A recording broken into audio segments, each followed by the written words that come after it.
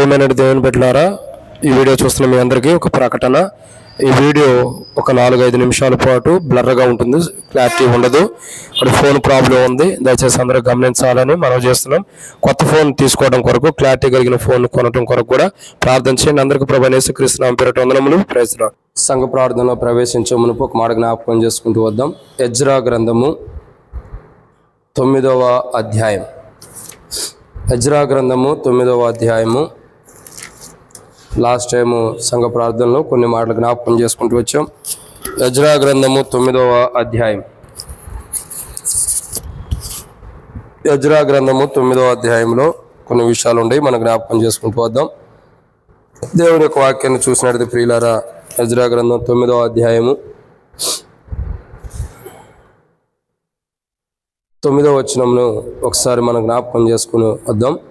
Ezra గ్రంథము 9వ అధ్యాయము దేవుని యొక్క వాక్యంలో నుండి కొన్ని విషయాలు మనం జ్ఞాపకం చేసుకున్నట్టయితే అసలు 6వ వచనం నుండి 15వ వచనం వరకు కొన్ని విషయాలు రాయబడుతూ వచ్చినాయి.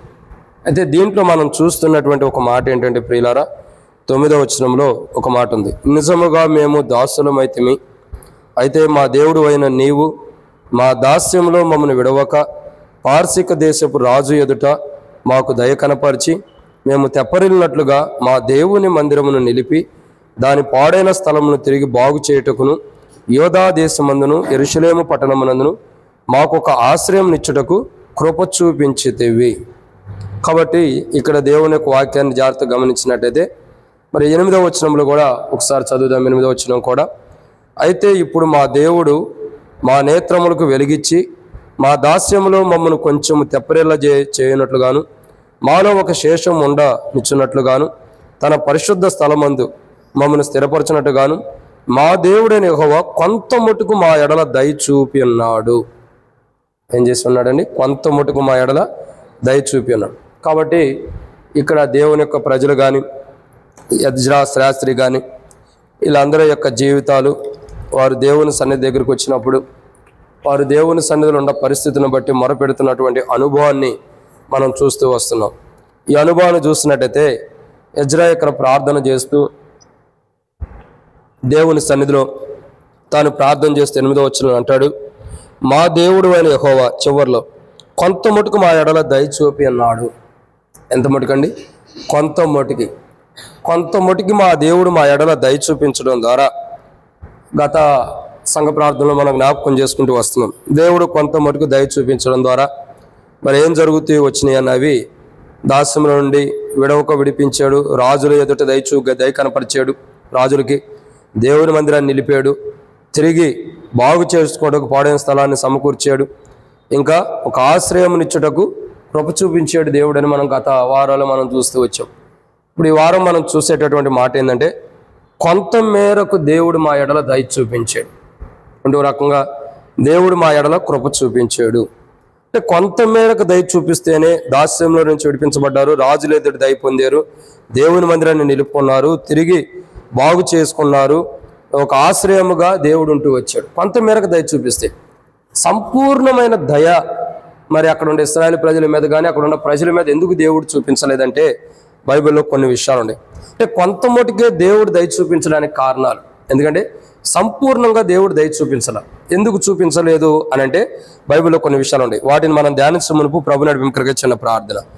మమ్మల్ని మిక్కిలిగా ఎక్కువగా ప్రేమించిన ప్రియ పరలోకపు తండ్రి, పరిశుద్ధుడు అయిన దేవా, మీకు స్తోత్రములు. ఈ సమయంలో ప్రభువా, మరి ఇశ్రాయేలు ప్రజలు కానీ నీ ప్రజలైన వారు యెరూషలేములో ఆ ప్రాంతంలో ఉన్నవారు, వారి పైన మీరు కొంత మటుకు దయ చూపిస్తేనే వారి దాస్యం నుండి విడిపించబడ్డారు, రాజుల ఎదుట నిలబడగలుగుతూ వచ్చారు, కనికరాన్ని పొందుతూ వచ్చే రాజు ఎదుట. దేవా, వారి జీవితాల్లో ఎన్నో ఆశీర్వాదాలు మీరు కొంత మటుకు దయ చూపిస్తేనే పొందుకుంటూ వచ్చారు. కానీ తండ్రి, మీరు సంపూర్ణమైన దయ వారి ఎల్ల కనపరచబడలేకపోతూ వచ్చారు. కారణం ఏంటంటే అది మీ లోపము కాదు, అక్కడ ఉన్న ప్రజలు. కాబట్టి ప్రభువా, మా ఎడల కూడా సంపూర్ణమైన మీ దయ ఆ దేవా, మా ఎడల, మా కుటుంబం ఎడల, సంఘం ఎడల, మందిరం ఎడల, ప్రజల ఎడల, మా కుటుంబీకుల ఎడల సంపూర్ణమైన దయ మీరు కనపరచబోవడానికి దేవా, ఇప్పుడు చూస్తున్న 500 అనుభవాలు మాలో బలహీనతలు ఉంటే వాటిని మేము సరిచేసుకుని మీ సన్నిధిలో యోగ్యమైన వారిగా మీకు మహిమార్థమై జీవించినట్టు సహాయం చేయండి. నా తండ్రి, ఈరోజు సంఘ ప్రార్థన ఎంతో దీవెనకరంగా ఆశీర్వాదకరంగా చేయండి. నా ప్రభువా మీరే సహాయం చేయమని, మీ నడిపింపు, మీ ఆత్మాభిషేకం మాకు అనుగ్రహించండి. తెరవబడిన ఆకాశం మాకు అనుగ్రహించి, ఆకాశం ఇప్పి పటజాలంత విస్తారమని పరిశుద్ధాత్మను అభిషేకించండి. నాతో మాతో మీరు మాట్లాడండి. తెరవబడిన ఆకాశం మాకు అనుగ్రహించండి. దేవా మీ చిత్తానికి విరోధం మేము ఏమీ లేం కాబట్టి మీ చిత్తానుసారమైన మాటలు మాకు బయలుపరచమని. ఎందుకు కూర్చున్నా మీ ప్రజలకు వాక్యం చేస్తాను, నేను యోగ్యుని కాదు. నా మటుకు నేనైతే ఎన్నో బలహీనతలు కలిగిన వాడిని, గ్యాస్ ట్రబుల్ కానీ అనేక బలహీనతలు, నరాలు బలహీనతలు కలిగిన వాడిని. కానీ నిలబెట్టేది మీరు, వాడుకునేది మీరు. నీ ప్రజల పక్షాన నీకున్న దయ చొప్పున దయతో నన్ను జ్ఞాపకం చేసుకుని ఈరోజు ఈ సంఘ ప్రార్థన ఎంతో దీవించి శత్రువు సిగ్గు మీకు మహిమ తెచ్చుకుని మాతో మాట్లాడి మా అక్కర్ తీర్చమని మరొక మారు వచ్చింది ప్రజలందరినీ బట్టి స్తోత్రములు. రావాల్సిన వారిని త్వరపెట్టి తీసుకురండి. మధ్య మార్గంలో ఉండే వారిని సకాలం నడిపించండి. ఎవరికి టపాయిలకి వెళ్ళి జరగకుండా సహాయం చేయండి. నిన్నటి దినం కూడా సీనన్న గృహంలో జరిగిన కూడిక ఎత్తబడిన వాక్యం కూడా నీరుకట్టి ఫలింపు చేయండి. దేవా మరి అందరూ బలహీనంగా ఉండేవారిని కూడా ముట్టమని, ప్రభువైన ఈ యొక్క వాక్యం అంతా దీవించమని మా ప్రభువైన యేసుక్రీస్తు ప్రభు వారి యొక్క పరిశుద్ధమైన నామం పేరట విశ్వాసంతో స్తుతించి ప్రార్థించి అడిగిపెట్టుకుంటున్నాము తండ్రి, ఆమేన్. కాబట్టి దేవుని యొక్క వాక్యాన్ని చూసినట్టయితే ఇక్కడ ఎజ్రా గ్రంథము 9వ అధ్యాయంలో కొన్ని విషయాలు మనం జ్ఞాపకం చేసుకుంటూ వద్దాం రండి. దాంట్లో మొదటి మాటను చూద్దాం. దేవుడు కొంతమేరకే దయ చూపిస్తూ వచ్చాడు, అంటే కొంతవరకు కృప చూపిస్తూ వచ్చాడు. సంపూర్ణమైన దయ, సంపూర్ణమైన కృప దేవుడు ఎందుకు ఇశ్రాయేలు ప్రజలు కానీ అక్కడ ఉన్న ప్రజల పట్ల కనపరచలేదంటే కొన్ని విషయాలు ఉన్నాయి. అంటే దేవుడు సంపూర్ణమైన దయ కానీ కృపను కానీ కనపరచబోటానికి కారణాలు. మొదటిది రండి దేవుని యొక్క వాక్యాన్ని చూసినట్టయితే ప్రియులారా, ఎజ్రా గ్రంథం 9వ అధ్యాయం 10వ వచనం. ఎజ్రా గ్రంథం 9వ అధ్యాయం 10వ వచనం. మా దేవా, ఇంత కృపనొందిన తర్వాత మేమేమి చెప్పగలము? నిజముగా ప్రవక్త అయిన నీ దాసుల ద్వారా నీవిచ్చిన ఆజ్ఞలను మేము అనుసరించకపోతేమి. కాబట్టి దేవుడు సంపూర్ణమైన కృప, సంపూర్ణమైన దయ, దేవుని దయ అయినా దేవుని కృప అయినా సంపూర్ణంగా, అంటే అక్కడ ఉన్న ప్రజలపైన ఎందుకు కనపరచలేదు దేవుడు? కొంతమేరకే ఎందుకు కనపరిచాడంటే వాళ్ళు ఏం చేస్తున్నారంటే నిజంగా ప్రవక్తలైన నీ దాసుల ద్వారా నీవిచ్చిన ఆజ్ఞను మేము అనుసరించకపోతే. కాబట్టి అక్కడ ఉన్న ప్రజలు కానీ ఎజ్రాతో పాటు ఉన్నటువంటి శాస్త్రి అయినటువంటి ఎజ్రా కానీ ఎజ్రాతో పాటు ఉన్నటువంటి ప్రజలు కానీ దేవుని యొక్క సంపూర్ణమైన దయ, దేవుని యొక్క సంపూర్ణమైన కృప పొందకపోవటానికి గల కారణం ఏంటంటే మొదటిది వాళ్ళు ఏం చేశారండి, ఏదైతే నీ ప్రవక్తల ద్వారా నీ దాసుల ద్వారా ఆజ్ఞలు మాకు ఇవ్వబడుతూ వచ్చినాయో వాటిని అనుసరించకపోతే అంటున్నారు. అంటే దేవుని ఆజ్ఞల్ని సరైన విధానంలో వాళ్ళు అనుసరించకపోవటం ద్వారా, దేవుని ఆజ్ఞల పట్ల వాళ్ళు అవిధేయులు అవటం ద్వారా, దేవుని ఆజ్ఞల ఎడల వాళ్ళు సరైన జీవితాన్ని జీవించకపోవటం ద్వారా వారి జీవితాల్లో దేవుడు సంపూర్ణమైన కృపను కనపరచలేకపోతూ వచ్చాడంటే అక్కడ దేవుని బలహీనత, దేవుని అశ్రద్ధత, దేవుడు చేయలేడని కాదు, కానీ దేవుడు ఆగుతూ వచ్చాడు. అది మెయిన్ ఇంపార్టెంట్. ఎందుకు దేవుడు సంపూర్ణమైన కృప కనపరచలేకపోయాడంటే ఆ యొక్క దేవుని యొక్క ఆజ్ఞల్ని వాళ్ళు అనుసరించకపోతే కదా అని స్పష్టంగా మాట్లాడుతున్నారు.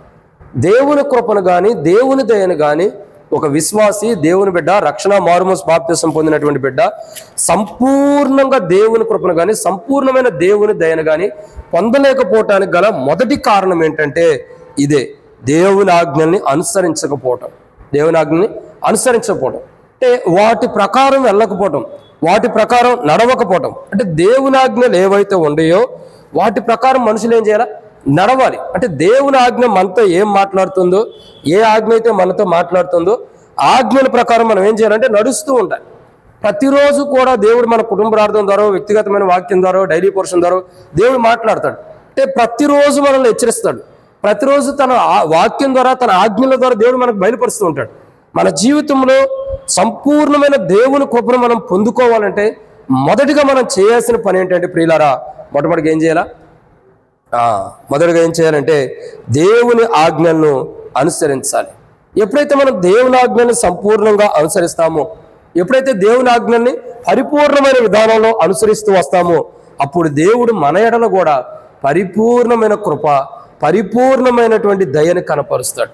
సో దేవుని దయ ఉండటం ద్వారా, దేవుని కృప మనకు ఉండటం ద్వారా మనం ఎన్నో ఆశీర్వాదాలు పొందుకుంటాం, మనం ఎన్నో దీవెనలు పొందుకుంటాం, మనం ఎన్నో మేలులు పొందుకుంటూ వస్తాం. కాబట్టి దేవుని దయ మనకు అవసరం. ఏముందలే దేవుని దయ అని మనం అనుకోకూడదు, ఏముందలే దేవుని కృపలే అని మనం అనుకోకూడదు. దేవుని దయ, దేవుని కృప ఉండటం ద్వారా మన జీవితాలకు ఎన్నో క్షేమ మేలు ఉంటాయి. చూడండి, భక్సింగ్ గారిని కానీ ఎవరినైనా ఏదన్నా పని విషయంలో, ఏదైనా కార్యం విషయాల్లో దేవుని దయ, దేవుని చిత్తము అని ఎందుకు మాట్లాడుతూ వచ్చేవాళ్ళు అంటే, ఎంత గొప్ప కార్యమైనా దేవుడు తన దయ చూపిస్తే, దేవుడు తన కృపను చూపిస్తే ఆ కార్యం ఏమైంది? ఖచ్చితంగా సఫలమైంది. ఎంత గొప్ప కార్యమైనా, ఎంత గొప్ప అద్భుత కార్యమైనా దేవుడు దయ చూపిస్తే జరిగిపోయింది. కానీ ఇక్కడ మొదటి మాటని ఇక్కడ మనం చూసినట్లయితే ప్రియులారా, దేవుని యొక్క వాక్యాన్ని చూడగా మొట్టమొదటిగా దేవుని యొక్క దయ యజ్రా శాస్త్రి అని యజ్రా కానీ అక్కడ ఉన్న ప్రజలకు కానీ సంపూర్ణమైన దేవుని దయ, దేవుని కృప కనపరచబడకపోవటానికి గల మొదటి కారణం, వాళ్ళు దేవుని యొక్క సంపూర్ణమైన కృప, సంపూర్ణమైనటువంటి దేవుని దయని పొందలేకపోవటానికి గల మొదటి కారణం ఏంటంటే ప్రియులారా, మొదటి కారణం ఏంటి? వాళ్ళు దేవుని యొక్క ఆజ్ఞలను, దేవుని దాసుల ద్వారా ఏదైతే ప్రకటించబడినాయో ఆజ్ఞల్ని అనుసరించట్లా. కాబట్టి దేవుడు వాళ్ళకి కొంతమేరకే దయ చూపిస్తున్నాడు, కొంతమేరకే కృప చూపిస్తున్నాడు. వాళ్ళు సంపూర్ణంగా దేవుని ఆజ్ఞను అనుసరిస్తే, సంపూర్ణంగా దేవుని ఆజ్ఞని అనుసరిస్తూ ఉంటే ఇంకా వాళ్ళకి దేవుడు ఏం చేస్తాడు? సంపూర్ణమైన దేవుని కృపను కనపరుస్తాడు. కాబట్టి ఈరోజు మన ప్రార్థన, ప్రభా నేను కూడా యజ్రా శాస్త్రి తనతో ఉన్న ప్రజల వలె దేవా మీ దగ్గర నుండి నేను సంపూర్ణమైన కృపను పొందలేక కొంతమటికి నేను మీకు యొక్క దయని, మీ కృపని పొందుకున్నవాడు గుండా దయతో ప్రభా నా ఎడల సంపూర్ణమైన మీ దయ, సంపూర్ణమైన మీ కృప నా ఎడల కనపరచు. అలా కనపరచబడకపోవటానికి కారణం మీలో బలహీనత కాదు కానీ నాలో ఉండే బలహీనత. ఏంటా బలహీనత అంటే నీ ఆజ్ఞలను నేను అనుసరించట్లేదు, నీ లేఖన భాగాలు, నీ వాక్యాన్ని ఏదైతే నువ్వు నాకు బయలుపరుస్తున్నావు దాన్ని నేను అనుసరించట్లేదు. కాబట్టి నీ దయ సమృద్ధిగా నేను పొందుకోలేకపోతున్నా. ఈరోజు నా పొరపాట్లు, నా తప్పిదములు క్షమించి ఈ రోజు నుండి నేను సమృద్ధిగా నీ ఆజ్ఞలను అనుసరిస్తూ దేవా నీ సంపూర్ణమైన దయ, నీ సంపూర్ణమైన కృపని నేను పొందుకున్నట్లు నాకు సహాయం చేయ ప్రభు అని మనం దేవుని సన్నిధిలో ప్రార్థించుకోవాలి. ఇది మొదటిది. అప్పుడు ఎప్పుడైతే మనం దేవుని ఆజ్ఞ అనుసరించట్లేదన్న సత్యాన్ని దేవుని సన్నిధిలో సరి చేసుకుంటామో అప్పుడు మనకని, సంఘమునకును, మందిరానికి, మన కుటుంబాలకి, మన యొక్క ఇంటి వారికి, మన పిల్లలకి క్షేమము, మేలు, సంపూర్ణమైన దయ అందరిపైన దేవుడు తన కృపను కూడా కనపరుస్తాడు. ఇది మొదటిది. రెండో విషయాన్ని చూద్దాం రండి. రెండో మాటను చూసినట్లయితే యజ్రా గ్రంథం 9వ అధ్యాయం 13వ వచనం. యజ్రా గ్రంథము 9వ అధ్యాయం 13వ వచనాన్ని ఒకసారి అందరం కలిసి చదువుకుందాం.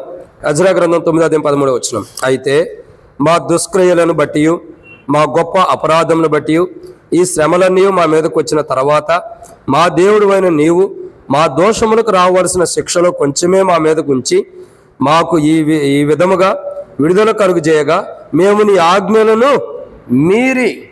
ఒకటి రెండో మాట ఏంటంటే, ఒకటి దేవుని ఆజ్ఞలను అనుసరించకపోవటం, రెండోదిగా చూడగా దేవుని ఆజ్ఞల్ని మేరటం. చూడండి, ఆజ్ఞాతిక్రమమే పాపం, పాపం వల్ల వచ్చే జీతం మరణం.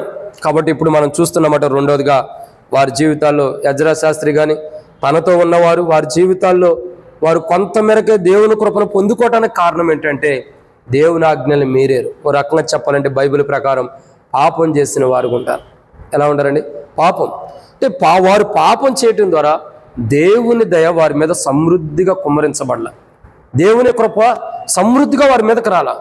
దేవుని దయ కానీ దేవుని కృప కానీ సమృద్ధిగా ఎందుకు లేదంటే, సమృద్ధి అయిన దేవుని కృప, దేవుని దయ మానవుడి మీదకి ఎందుకు రావట్లేదంటే దేవుని ఆజ్ఞలను మీరుతున్నాడు. అంటే దేవుని యొక్క ఆజ్ఞను మీరటం అంటే పాపం చేస్తున్నాడు మానవుడు.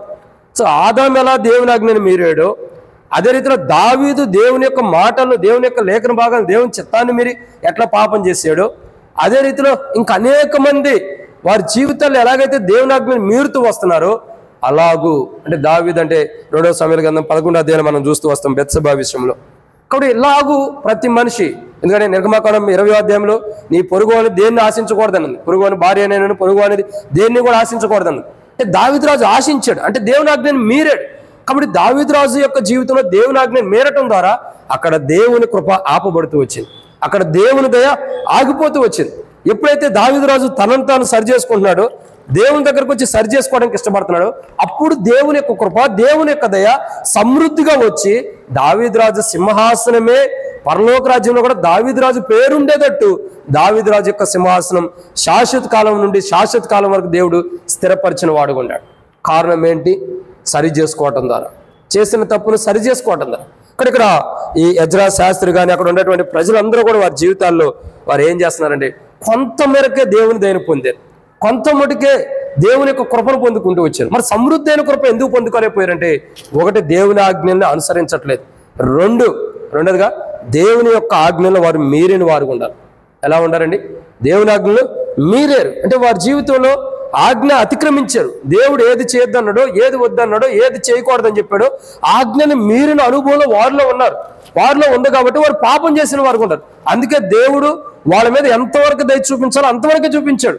అధికమైన విధానంలో మనం అంటాం కదా 100% అని, 100% దేవుడు ఎందుకు దయ చూపించలేదంటే వాళ్ళు దేవుని ఆజ్ఞలు మీరి ఉన్నారు. ఈరోజు ప్రియులారా, మనం కానీ మన కుటుంబీకులు, మన బంధువులు, మన పిల్లలకి దేవుని దయ, దేవుని కృప సమృద్ధిగా 100% ఎందుకు ఉండలేదంటే ఆజ్ఞలు మీరిన అనుభవం మనలో ఉండొచ్చు, మన కుటుంబీకుల్లో ఉండొచ్చు. అక్కడ ఏదైతే మనం సంఘానికి కానీ మందిరానికి కానీ దేవుని యొక్క దయ, దేవుని యొక్క కృప సమృద్ధిగా లేకపోవడానికి కారణం మనం దేవుని ఆజ్ఞను మీరిన వారికి ఉండొచ్చు. కాబట్టి ఈరోజు మన జీవితాలు ఎలా ఉండాలా పరీక్షించుకుని సరి చేసుకోవాలి. దేవుని దగ్గరికి వచ్చి ప్రార్థన చేయాలి. ప్రభా, దేవా, నీ దయని, సమృద్ధి అయిన దయని మా పైన కనపరచు. కొంతమటుగా సమృద్ధి అయిన నీ కృపను మా మీద కనపరచు. అయితే ప్రభా మేము నీ ఆజ్ఞలను అనుసరించట్లేదు, క్షమించండి. నీ ఆజ్ఞలను మీరిన వారు ఉన్నాం, దయతో మమ్మల్ని క్షమించండి. మా ఎడల మీరు కనికరం చూపించి మా తప్పులు మీరు క్షమించి, దేవా, మేము ఎక్కడైతే ఆజ్ఞలు మీరుతూ వస్తున్నామో మీకు తెలుసు. మీ ఎదుట మేము ఏదైతే ఆజ్ఞలు మీరిన అనుభవం ఉందో దాన్ని మీరు క్షమించి ప్రభువా, మా ఎడల మీ సంపూర్ణమైన దయ, మీ సంపూర్ణమైన కృప మా ఎడల, నా ఎడల, నా కుటుంబం ఎడల, నా పిల్లల ఎడల, నా బంధువులు, నా రక్త సంబంధికుల ఎడల, అంత మాత్రం కాదు సంఘం ఎడల, నేను వెళ్ళే స్థానిక సంఘం ఎడల, మందిరం ఎడల నీ సంపూర్ణమైన దయ, నీ సంపూర్ణమైన కృప కనపరచు ప్రభు అని మనం ఏం చేయాలా? ప్రార్థన చేసుకోవాలి. ఇది 2. దేవుని ఆజ్ఞలను అనుసరించకపోయినా, దేవుని ఆజ్ఞలను మనం మీరంటే పాపం చేసినా దేవుని దయ, దేవుని కృప మన మీద ఉండదు. దేవుని ఆజ్ఞలు అనుసరించకపోయినా, దేవుని ఆజ్ఞలు మీరినా దేవుని దయ సంపూర్తిగా అంటే 100% మన మీద ఉండదు. అది ఆ యొక్క దేవుని దయ, దేవుని కృప సమృద్ధిగా ఉండాలంటే మనం ఏం చేయాలా? 100% దేవుని దగ్గరకు వచ్చి మన బలహీనతను మనం సరి చేసుకుని దేవుని యథార్థంగా జీవించాలి. ఇది ఎజ్రా శాస్త్రి అంటున్నాడు, కొంత మేరకే మా ఎడల దేవుడు, మా దేవుడు అనే కొంత మటుకు మా మీద దయ చూపించాడు. కొంత మీద దయ చూపిస్తేనే వాళ్ళు విడుదల పొందారంటే, కొంత మటుకు దయ చూపిస్తేనే వాళ్ళు ఏం చేశారు? దాస్యం నుంచి విడుదల పొందారు, రాజు ఎదుట కనికరం పొందారు, ఇంకా వారు దేవుని మందిరాన్ని నిలుపుకున్నారు, పాడైపోయిన స్థలం బాగు చేసుకున్నారు, వారికి దేవుడు ఒక ఆశ్రయదుర్గం ఉన్నాడు. ఏది కొంత మటుకు దేవుడు దయ చూపిస్తేనే, ఇంకా సంపూర్ణమైన దయ దేవుడు చూపిస్తే ఇంకెంత గొప్పగా ఉండేది కదా. అందుకే ఎజ్రా శాస్త్రి అంటాడు, అయ్యా మా ఎడల నువ్వు కొంత మటుకి, మా దేవుడైన యెహోవా మా ఎడల కొంత మటుకి దయ చూపించాడు. ఆ కొంత దయలోనే మేము విడుదల పొందాం, కొంత దయలోనే మందిరాన్ని నిలుపుకున్నాం, కొంత దయలోనే మందిరం బాగు చేసుకున్నాం, కొంత దయలోనే రాజు ఎదుటి ధైర్యంగా నిలబడ్డాం, కొంత దయలోనే దేవుడు మాకు ఆశ్రయదుర్గంగా ఉంటాడు. కొంత దయ, కొంత కృపలో నింపుతుంటే సమృద్ధి అయిన కృపలో ఇంకెలా ఉండేది ఆలోచించండి. అది పొందుకోలేకపోతున్నాం. కారణం ఏంటంటే, ఒకటి ఏంటి ఆ కారణం? దేవుని ఆజ్ఞలను వాళ్ళు అనుసరిస్తల్లా. 2, దేవుని ఆజ్ఞలను ఏం చేశారు? మీరేరు. 3వ మాట ఏంటో చూద్దారండి. దేవుని యొక్క వాక్యాన్ని చూడగా ఎజ్రా గ్రంథము 9వ అధ్యాయం 10వ వచనం. ఎజ్రా గ్రంథం 9వ అధ్యాయం 10వ వచనం. మా దేవా, ఇంత కృపనొందిన తర్వాత మేమేమి చెప్పగలము? నిజముగా ప్రవక్తలైన నీ దాసుల ద్వారా నీవిచ్చిన ఆజ్ఞను మేము అనుసరించకపోతే గదా. ఇక్కడ రాయబడినటువంటి 3వ మాట ఏంటంటే, ప్రవక్తల ద్వారా నీవిచ్చిన, అంటే ఆయన ప్రవక్తల ద్వారా ఏది చెప్పాడో అది మనం చేయలేకపోతూ వస్తున్నాం. ఏం చేస్తున్నామండి?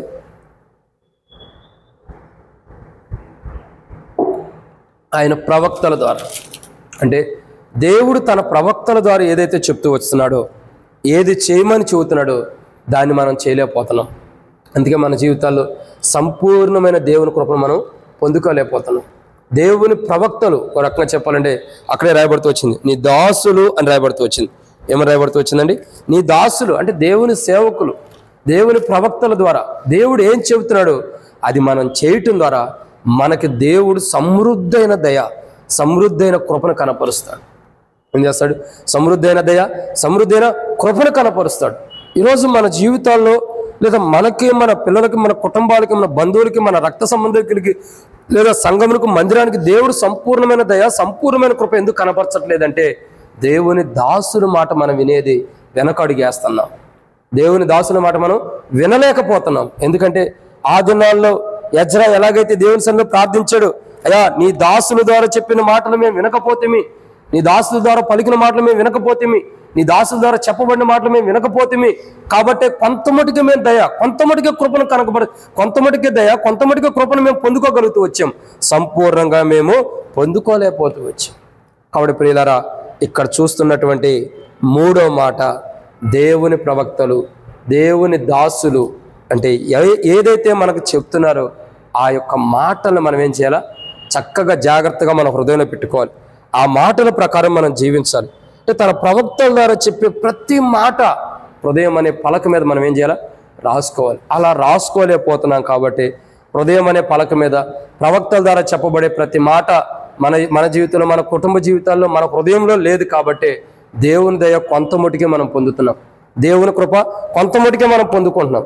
సంపూర్ణమైన దేవుని కృప, సంపూర్ణమైన దేవుని దయ మనం పొందుకోవాలంటే ప్రియులారా ఏం చేయాలంటే దేవుని దాసుల ద్వారా ఆయన సెలవిచ్చినటువంటి మాట మనం ఏం చేయాలి, ఆ మాటల ప్రకారం జీవించాలి, ఆ మాటలను గైకొనాలి. ఎన్ని పర్యాయములైతే, ఎన్ని దినాలైతే, ఎన్ని రోజులైతే మనం దేవుని దాసులు, దేవుని ప్రవక్తల ద్వారా చెప్పబడిన మాటలు మనం వినము, అన్ని దినాలు దేవుని దయ మనకు ఉండదు. మనకే కాదు, మన కుటుంబానికి, మన పిల్లలకి, మనం వెళ్ళే స్థానిక మందిరానికి, సంఘమునకు దేవుని దయ సమృద్ధిగా ఉండదు. ఎందుకంటే ప్రియులారా, అందరము కూడా, మీరేంటి, నేనేంటి, ఎవరమైనా సరే దేవుని యొక్క ప్రవక్తలు, దేవుని దాసులు చెప్పినటువంటి మాటల ప్రకారం మనం వింటే, ఆయన దాసుల ద్వారా ఆయన ఏం పలికిస్తున్నాడు, ఆయన దాసుల ద్వారా ఆయన ఏం చెప్తున్నాడు, ఆ మాటలు శ్రద్ధగా మన హృదయం అనే పలక మీద మనం రాసుకుంటే మనకి క్షేమము, నూరంతల దయ, నూరంతల కృప మనం పొందుకుంటూ వస్తాం. మీరైనా నేనైనా మన జీవితాల్లో ఎక్కడైతే దేవుని ప్రవక్తల ద్వారా, దేవుని యొక్క దాసుల ద్వారా చెప్పబడిన మాటలు ఏవైతుండేవో అవి మనం ఆ మాటలు మనం లక్ష్య పెట్టలేదు, ఆ మాటలు వినుకోకుండా త్రోసివేస్తూ వచ్చాము, ఆ మాటలను కాదనుకుంటూ వచ్చాము. దేవుని లేఖన భాగాల ద్వారా, దేవుని వాక్య వెలుగులో, దేవుని మాటల ద్వారా, దేవుడు ప్రసంగం ద్వారా, వాక్యం ద్వారా బోధించే వాక్య వెలుగులో ఎన్నోసార్లు దేవుడు తన ప్రవక్తలు, తన సేవకుల ద్వారా మాట్లాడిన ఆ మాటలు మనం త్రోసివేసిన వారు ఉంటే ఈరోజు మనం సరి చేసుకోవాలి. ప్రభా, అనేక పర్యాయంలో నువ్వు మాట్లాడుతున్నా, నీ వాక్యాన్ని నేను త్రోసివేశా, నీ మాటలను నేను త్రోసివేశా, నీ ప్రవక్తల ద్వారా, నీ దాసుల ద్వారా చెప్పబడినటువంటి ప్రతి మాట, నీవు సెలవిచ్చిన ప్రతి మాటని ప్రభా నేను త్రోసివేసిన వారుగా ఉంటూ వచ్చాను, నన్ను క్షమించండి. ఎప్పుడైతే అలా క్షమించమని ప్రభుని అడుగుతామో దేవుని యొక్క సమృద్ధైన దయ, సమృద్ధైన కృపను మనం పొందుకోగలుగుతాం. ఎజ్రా శాస్త్రి అంటాడు, మేము కొంతమట్టుకే దేవుని దయ పొందుకున్నాం, మరి సమృద్ధిగా ఎందుకు పొందుకోలేకపోయారంటే, ఒకటి వాళ్ళు దేవుని ఆజ్ఞను అనుసరించటల్లా, రెండు దేవుని ఆజ్ఞను మీరేరు, మూడు దేవుని యొక్క ప్రవక్తల ద్వారా దేవుడు సెలవిచ్చిన మాటలు వాళ్ళు వింటలేదు, త్రోసిపుచ్చుతున్నారు, వాళ్ళు కాదనుకుంటున్నారు, పక్కన పడవేస్తున్నారు, త్రోవ పక్క పడవేసినటువంటి విత్తనాల్లాగా వదిలిపెట్టారు. కాబట్టి కొంతమటుకే దేవుడు దయ చూపించాడు. సమృద్ధి అయిన దయ చూపించాలంటే దేవుని ప్రవక్తల ద్వారా దేవుడు మనతో ఏం మాట్లాడుతున్నాడు ఆ మాటలు మన హృదయంలో ఉంటే సమృద్ధి అయిన దయని దేవుడు చూపిస్తాడు, సమృద్ధి అయిన కృపని దేవుడు కనపరుస్తాడు. అది మనకైనా మందిరంకైనా. ఎన్నో మాట ఇది. 3. 4వ విషయాన్ని చూద్దానండి.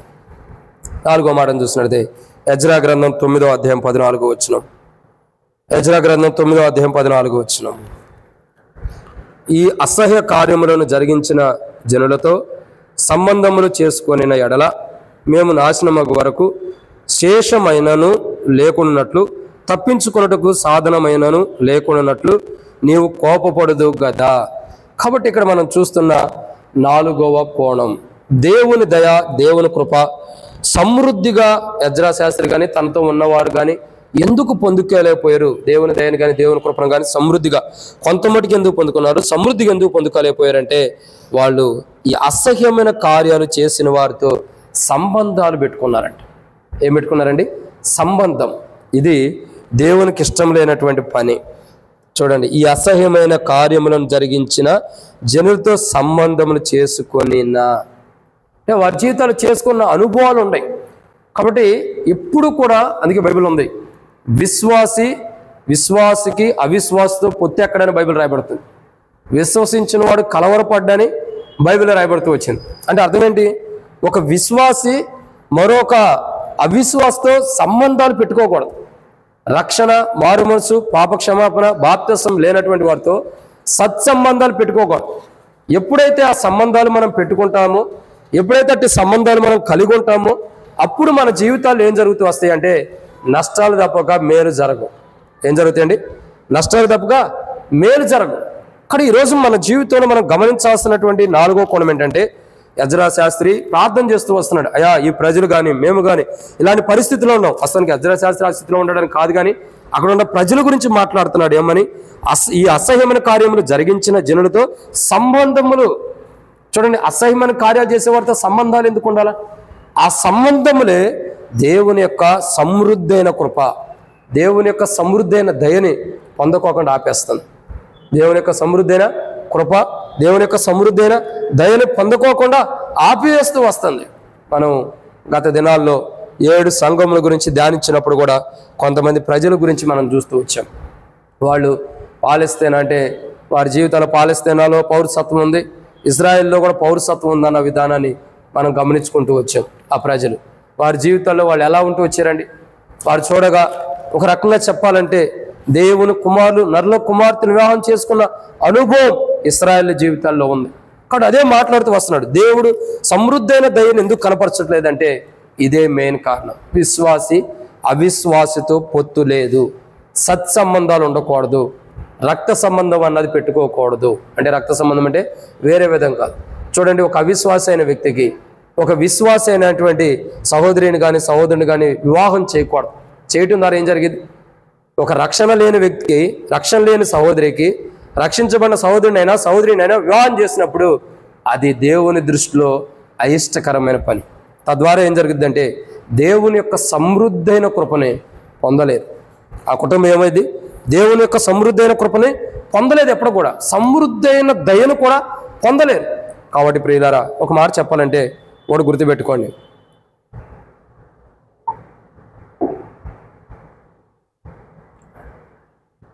ఒక ఎడ్ల బండి ఉన్నప్పుడు ఎడ్ల బండికి కాడి ఉంటుంది, ఒంటెద్దు బండి ఉంటుంది, 2 ఎడ్లు కూడా ఉంటాయి. 2 ఎడ్ల బండికి ఒక ఎద్దును కట్టేస్తే మంచిది, బలం కలిగిన ఎద్దును కట్టి ఇంకొక వైపు బలహీనమైన ఎద్దును కడితే 2 లాక్కాలతీయ. భారమంతా ఎవరి మీద పడిద్ది? భారమంతా ఎవరి మీద పడి చెప్పండి? ఎవరి మీద? పొరపాటు బలహీనమైన దాని మీద పడిద్ది. ఎందుకు చెప్పమంటారా? బలమైనదేమో కొద్దిగా గట్టిగా హైట్గా ఉండేది, బలహీనమైనది ఇలా కుంగిపోయి ఉండేది. అప్పుడు ఈ కాడంతా ఎక్కడికి వెళ్ళింది? హైట్గా ఉంటుంది, మొత్తం బలహీనమైన దాని మీద పడింది. బలహీనమైన దాని మీద పడినప్పుడు, అంటే ఒకవేళ బలమైన దాని మీద కూడా పడవచ్చేమో, బలహీనమైన దాని మీద పడినప్పుడు ఆ బలహీనమైనది లాగలిగిద్దా? అదే కాడి బలమైన దాని మీద పడితే ఏమైనా లాక్కెళ్ళవచ్చు.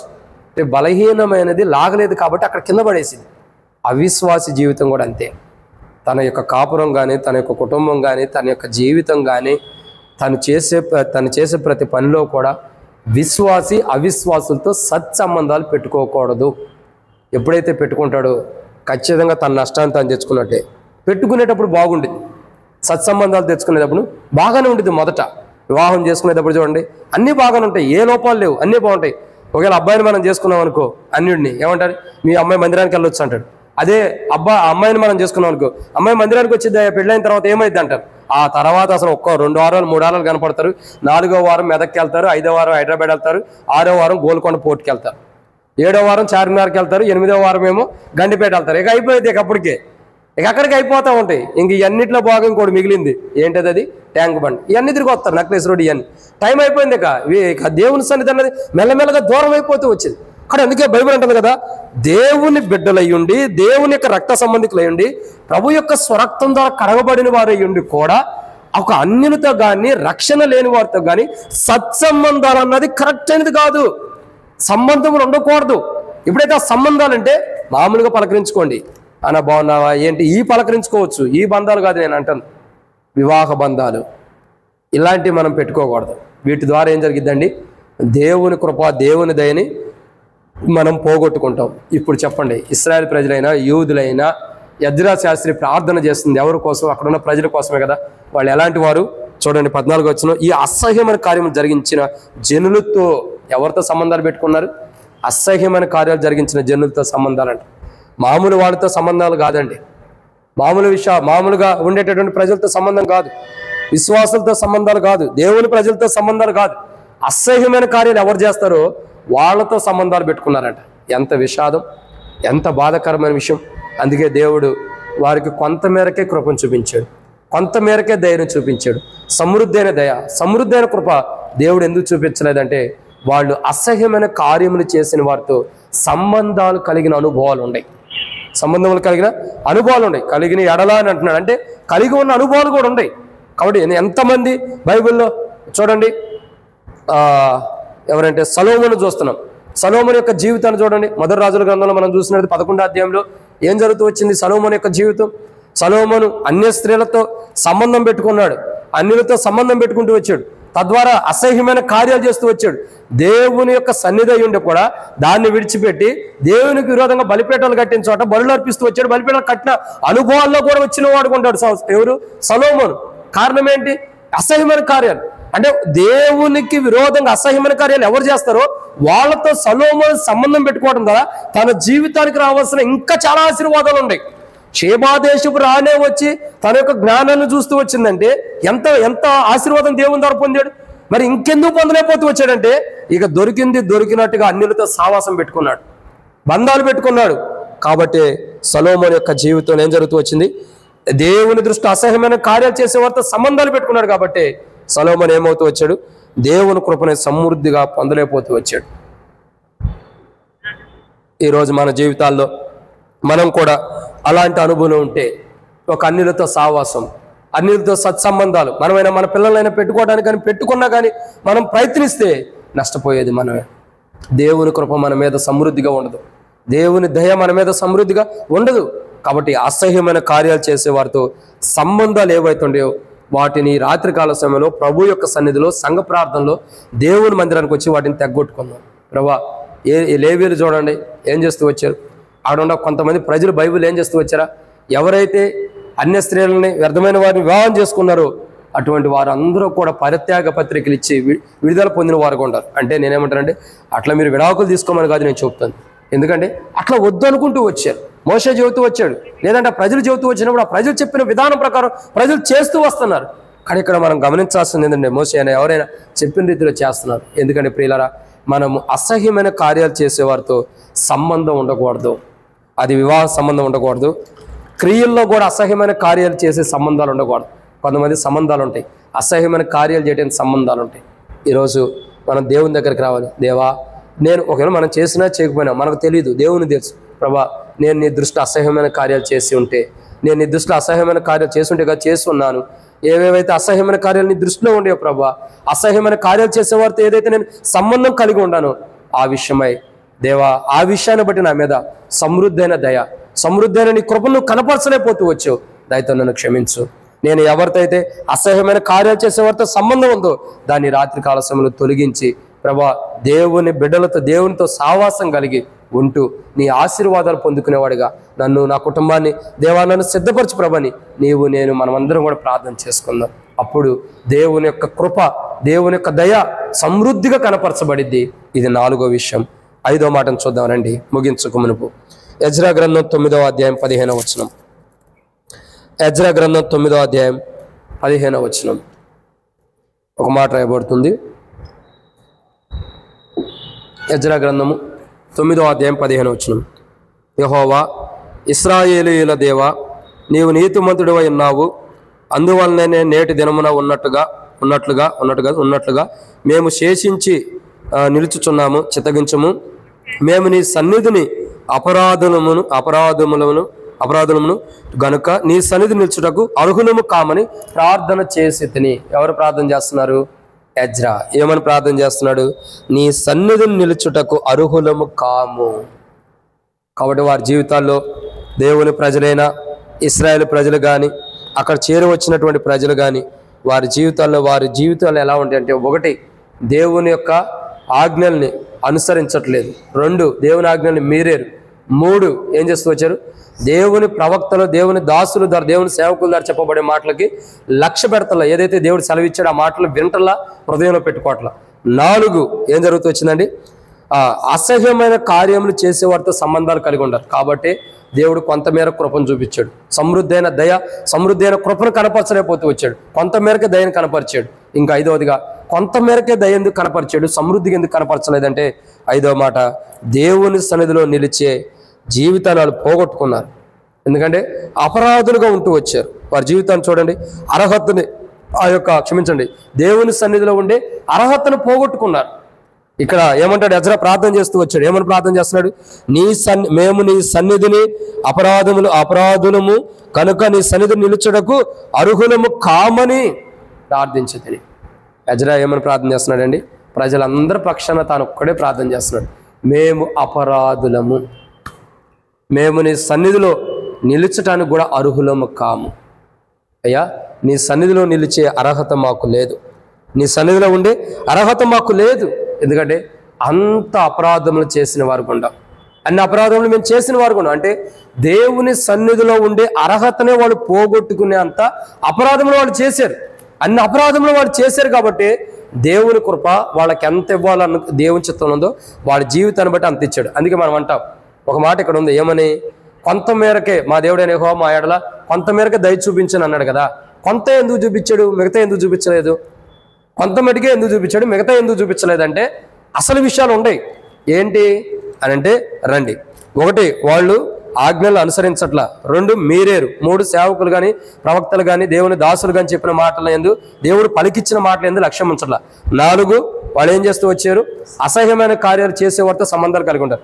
ఐదు, వారు ఏం చేస్తూ వచ్చారు? అపరాధం చేసి దేవుని సన్నిధి నుండి అర్హతను పోగొట్టాడు కాదు, పోగొట్టుకున్నారు. కాబట్టి దేవుడు వారి ఎడల సమృద్ధి అయిన కృపను కనపరచాల. మరి కొంతమేటికి ఎందుకు కనపరిచాడు, సమృద్ధికి ఎందుకు కనపరచలేదంటే ఇంకొక మాటను మనం చూడొచ్చు. ఏంటి? ప్రకటన గ్రంథము 22వ అధ్యాయం 12వ వచనం. ప్రకటన గ్రంథము 22వ అధ్యాయం 12వ వచనం. ఇదిగో త్వరగా వచ్చుచున్నాను, వాని క్రియల చొప్పున ప్రతి వానికిచ్చుటకు నేను సిద్ధపరిచిన జీతము నా యొద్ద ఉన్నది. ప్రకటన గ్రంథం 22వ అధ్యాయం 12వ వచనం ఏమందండి? వాని క్రియల చొప్పున ప్రతి వానికిచ్చుటకు నేను సిద్ధపరిచిన జీతము నా యొద్ద ఉందన్నాడు. అంటే ఇప్పుడు చెప్పండి, ఇప్పుడు రండి. ఎజ్రా గ్రంథం 9వ అధ్యాయం 8వ వచనం. ఎజ్రా గ్రంథం 9వ అధ్యాయం 8వ వచనం. ఎజ్రా గ్రంథం 9వ అధ్యాయం 8వ వచనంలో ఒక మాట ఉంది, చదవండి ఆ మాట. ఎజ్రా గ్రంథం 9వ అధ్యాయం 8వ వచనం నేను చదువుతున్నా, చూడండి. చివర్లో మా దేవుడైన యెహోవా కొంత మటుకు మా ఎడల దయ చూపి ఉన్నాడు. ఇప్పుడు చెప్పండి, కొంత మటుకు దయ లేదంటే కొంత మటుకు కృప ఎందుకు చూపించాడు? కొంత మటుకు దయ, కొంత మటుకు కృప ఎందుకు చూపించాడు? సమృద్ధిగా ఎందుకు చూపించలేదంటే అక్కడున్న ప్రజలు వాళ్ళ జీవితాలకు తగిన బహుమానం ప్రకారం ఇచ్చాడు దేవుడు. ఏమిచ్చాడు? దయను కనపరిచాడు. ఈ వ్యక్తి ఉన్నాడు, ఈ వ్యక్తికి ఎంత దయ చాలు, ఇతని జీవితాన్ని బట్టి. ఈ సహోదరి ఉంది, ఏమి జీవితాన్ని బట్టి ఎంత.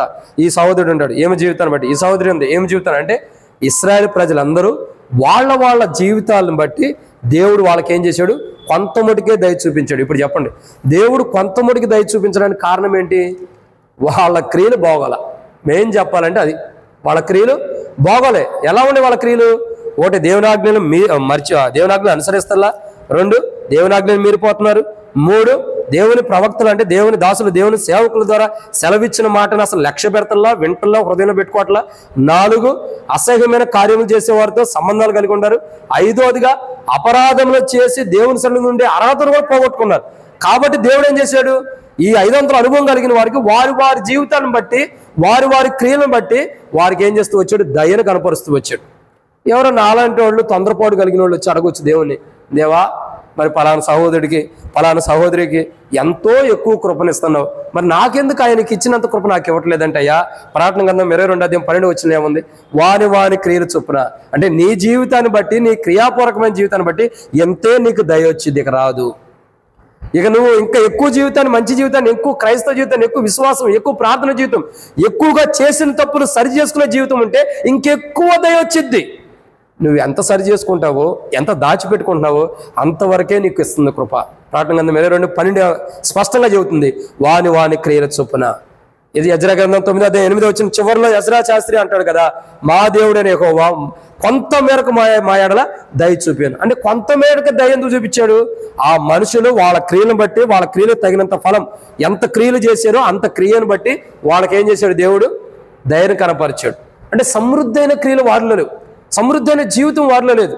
కాబట్టి వారి క్రియలన్నీ సరైన విధాలు లేవు. కాబట్టి వారి క్రియలకు తగినంత ఎంత మంచి క్రియలు ఉన్నాయో అంత మంచి దయ చూపించాడు. అంత సమృద్ధైన మంచి క్రియలు వారిలో లేవు కాబట్టి సమృద్ధైనటువంటి దయని దేవుడు కనపరచాలి.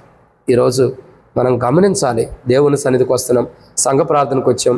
సంఘమునికైనా మందిరానికైనా, మన రక్త సంబంధికులైన మన ఇంటి వారికైనా, మన కుటుంబీకులకైనా, మన పిల్లలకైనా, మనకైనా దేవుడు సమృద్ధైన దయను ఎందుకు కనపరచట్లేదు, సమృద్ధైన కృపను ఎందుకు కనపరచట్లేదంటే ఇక్కడ రాయబడిన మాట, కొంత మటుకే మనం కొంత మటుకిలోనే ఎంత ఆశీర్వాదం పొందుతున్నాం, కొంత దయలోనే కొంత కృపలోనే ఎంత ఆశీర్వాదం పొందుతున్నాం.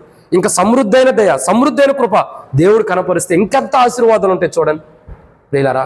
ఎందుకు మనం కొంత వరకే దేవుని దయ, దేవుని కృపను పొందుకుంటున్నామంటే ప్రియులారా, మనం దేవుని ఆజ్ఞను మీరాం, దేవుని ఆజ్ఞను అనుసరించట్లా, దేవుని ఆజ్ఞను మీరేము, దేవుని యొక్క ప్రవక్తలు, దేవుని సేవకులు, దేవుని యొక్క దాసుల ద్వారా సెలవిచ్చిన మాటలు లక్ష్య పెడతల్లా, అసహ్యమైన కార్యాలు చేసే వారితో సంబంధాలు కలిగి ఉంటున్నాం. ఇంకా అపరాధములు చేసి దేవుని సన్నిధి నుండి అర్హతను కూడా పోగొట్టుకుంటున్నాం. రాను దేవుని సన్నిధి నుండి అర్హతను కూడా మనం పోగొట్టుకుంటున్నాం. కాబట్టి దేవుని యొక్క కృప మన మీద చూపించే విషయంలో దేవుడు వెనకడుగేస్తున్నాడు. ఈరోజు మన ప్రార్థన ద్వారా దేవుని కృప మన మీదకి తిరిగి రావాలి.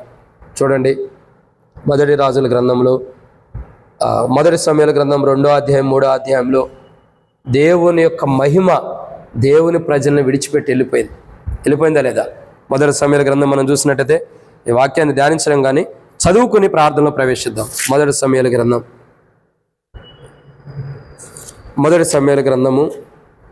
క్షమించండి 4వ అధ్యాయం, మొదటి సమయాల గ్రంథం 4వ అధ్యాయం 21వ వచనం. దేవుని మందసం పట్టుబడినదను సంగతిని తన మామయు పెనిమిటియు చనిపోయిన సంగతిని తెలుసుకొని ప్రభావము అంటే దేవుని మహిమ ఇశ్రాయేలు నుండి పోయినని చెప్పి తన బిడ్డకు ఈకాబోదు అని పేరు పెట్టాను. ఏకాబోదు అంటే ప్రభావం పోయింది. ప్రభావం అంటే ఇంగ్లీష్లో మనం చూసినట్లయితే గ్లోరీ అని ఉండేది. అంటే దేవుని మహిమ ఇశ్రాయేలు ప్రజల నుంచి పోయింది. అంటే అర్హతను పోగొట్టుకున్నారు. దేవుని మహిమ, దేవుని ప్రభావం ఉండే అర్హత ఇశ్రాయేలు పోగొట్టుకున్నారు అసహ్యమైన కార్యాలను బట్టి. మళ్ళీ ఎప్పుడు వచ్చింది అని అంటే మొదటి రాజుల గ్రంథంలో మనం చూసినట్టయితే 3వ అధ్యాయం కానించి 9వ అధ్యాయం దాకా కూడా మనం చూసినట్టయితే సొలొమోను మందిరం కట్టించినప్పుడు పోయినటువంటి దేవుని మహిమ తిరిగి వచ్చిన అనుభవాన్ని మనం చూస్తున్నాం. అవునా? అందుకేగా దేవుని మహిమ తిరిగి రాబట్టేగా దేవుడు ఏమంటాడు?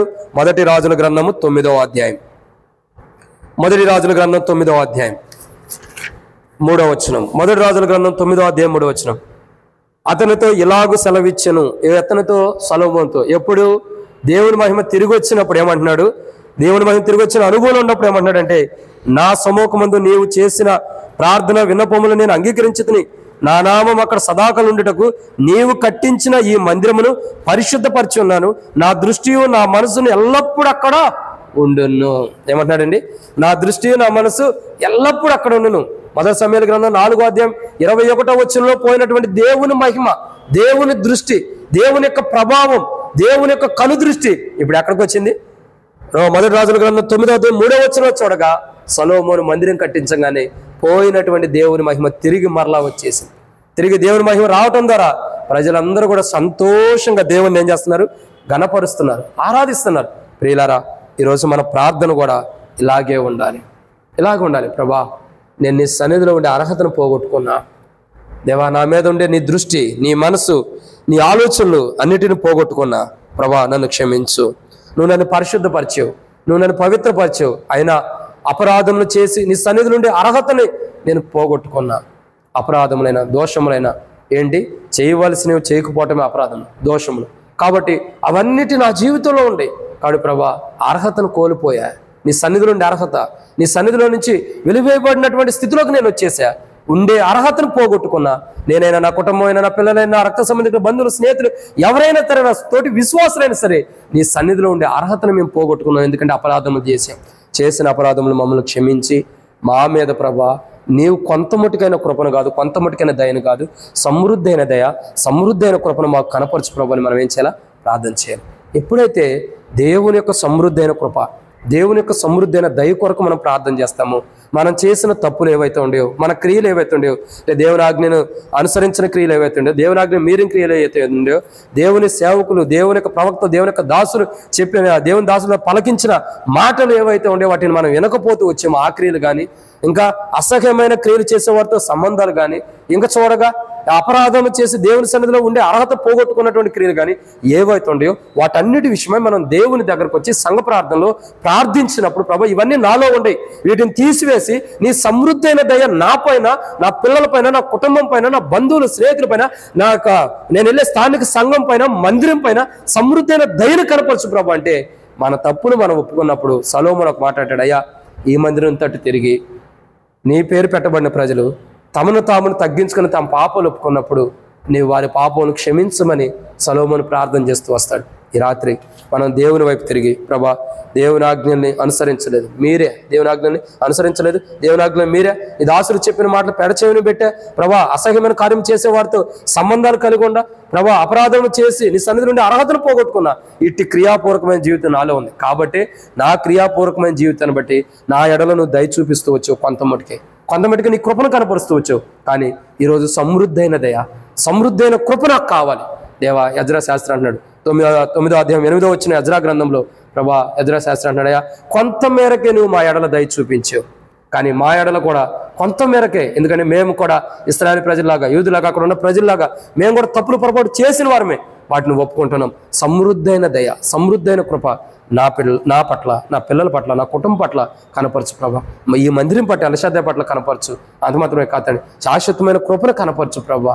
ఇంకా అది మాత్రమే కాదు, మందిరం పట్ల కూడా కనపరచు ప్రభా, సంఘం పట్ల కూడా కనపరచు ప్రభా అని మనం ప్రార్థన చేయాలి. అంటే మన బలహీనతల పొరపాట్లు ఒప్పుకోవాలా? ఎవరో చేశారు, ఏదో చేసుంటారు ప్రభా అని అనకూడదు. నేను చేశాను మనం అంటాం, ప్రభా ఒకరు నేను చేసుంటే అని అంటాం, చేసుంటే కాదు, చేసామని ఒప్పుకోవాలి. చేసామని సొలొమోను ఏమన్నాడు, నీ మందిరం తోటి తిరిగి తమ పాపలు తాము ఒప్పుకున్నాయనలా. అంటే వాడు చేసి ఉండారేమో, వాళ్ళు ఒప్పుకుంటే అని అనలా, చేసి నువ్వు ఒప్పుకుంటే అన్నాడు. అంటే మనం ఏం చేయాలా? నేను చేసి ఉండానేమో ప్రభా, తెలియక అలా చేసి ఉండానేమో, ఇలా చేసి ఉండానేమో అనకూడదు. ఇలా చేసాను, ఉండానేమో కాదు, చేశాను, యథార్థంగా ఒప్పుకుంటున్నా, క్షమించు అని అడిగినప్పుడు సమృద్ధైన దేవుని కృప మన ఎడల కనపరచబడి. ప్రియులారా, చెప్పాల్సిన అంశం ఏంటంటే, ఒక దేవుని సేవకుడిగా చెబుతున్నా, మనము దేవుని దయను కొంతే మనం పొందుకుంటాం. ఎంత పొందుకుంటున్నాం? కొంతే. చాలా ఉంది దేవుని దయ పొందుకోవాల్సింది. అది పొందుకోపోవటానికి బలహీనతలు ఏంటో, ఆ సమృద్ధైన దయను పొందుకోపోవటానికి కారణాలు ఏంటి ఈరోజు చూసాం. వాటిని సరి చేసుకుంటే ఇంకా చాలా ఉంటాయి, కానీ ఇంత మటుకి ఈరోజు వరకు ఇవి సరి చేసుకుంటే, ఇవి సరి చేసుకున్న కోణాన్ని బట్టి దేవుడు మన ఎలా దయ చూపిస్తాడు. ఇవి సరి చేసుకున్న కోణాన్ని బట్టి దేవుడు మనకి, మన పిల్లలకి, వారి భవిష్యత్తులోకి, వారు స్థిరంగా ఉండటానికి, వారి ఆత్మీయ స్థితి కానీ, భౌతికమైన స్థితులు కానీ, వారు చేసే పనుల్లో కానీ, జాబుల్లో కానీ, డ్యూటీల్లో కానీ, అన్నింటిలో కానీ, మనకు కూడా పనుల్లో, డ్యూటీల్లో, జాబులు అన్నింటిలో కూడా, మన స్థితిలో, మన పరిచయంలో కూడా దేవుడు స్థిరముగా ఉంచుతాడు. వాడు మనం ఏం చేయాలా? సమృద్ధైనటువంటి కృప కొరకు మనం ప్రార్థించాలి. ప్రభా నేను తప్పు చేసి ఉండొచ్చు, పొరపాటు చేసి ఉండొచ్చు, అవిధేయత కలిగి ఉండొచ్చు ప్రభా, నన్ను క్షమించు ప్రభా అని మనం ప్రార్థన చేయకూడదు. నేను తప్పు చేశాను, నేను పొరపాటు చేశాను, నేను అవిధేయత చేశాను ప్రభా, ఇదిగా ఎలా ఉంటే నీ ఆజ్ఞను మీరేను, నీ ఆజ్ఞలు అనుసరించట్లా, నీ ప్రవక్తలు చెప్పిన మాటలు వినలేదు ప్రభా, నేను మరి అసహ్యమైన వారితో సావాసం చేసి ఉన్నానేమో కాదు, చేశా ప్రభా, అపరాధము చేశా, నీ సన్నిధి నుండి అర్హతను పోగొట్టుకున్నానేమో కాదు, పోగొట్టుకున్నా, అన్ని ఉండానేమో కాదు, పోగొట్టుకున్నాను అని యథార్థంగా ఒప్పుకుంటే దేవుడు ఈరోజు మనకు సమృద్ధైన దయ, మనకి, మన పిల్లలకి, మన యొక్క కుటుంబాలకి, మన బంధువులకి, మందిరానికి, మన స్థానిక సంఘములకు, మందిరానికి దేవుని కృప, దేవుని దయ సమృద్ధిగా దేవుడు కనపరుస్తాడు. అటు దేవుని దయ, దేవుని కృప కనపరచడం కొరకై మన క్రియలు బాగోలేదు కాబట్టి దేవుని సరైన విధానంలో మనం ఒప్పుకొని సరి చేసుకుని దేవుని దయ, దేవుని కృపను మనం పొందుకున్నట్లు, మనం మన పిల్లలు, మన కుటుంబాలు పొందుకున్నట్లు దేవుడు సదాకాలం ప్రభు యేసుక్రీస్తు ప్రభులో దేవుని కృప మనకు తోడేండును గాక. దేవుడు మనకన్నీ కూడా ప్రభు యేసుక్రీస్తు ప్రభులో సహాయం చేయను గాక. ఆమేన్. ప్రార్థనలో ప్రవేశిద్దాం. ఒకరి తర్వాత ఒకరు మార్చి ప్రార్థన చేద్దాం. ఎన్నో ప్రకటనలు ఉన్నాయి, వాటన్నిటి కొరకు కూడా మరి మేము లాస్ట్లో ప్రభు చిత్తం అయితే ప్రార్థన చేస్తూ ఉంటాం.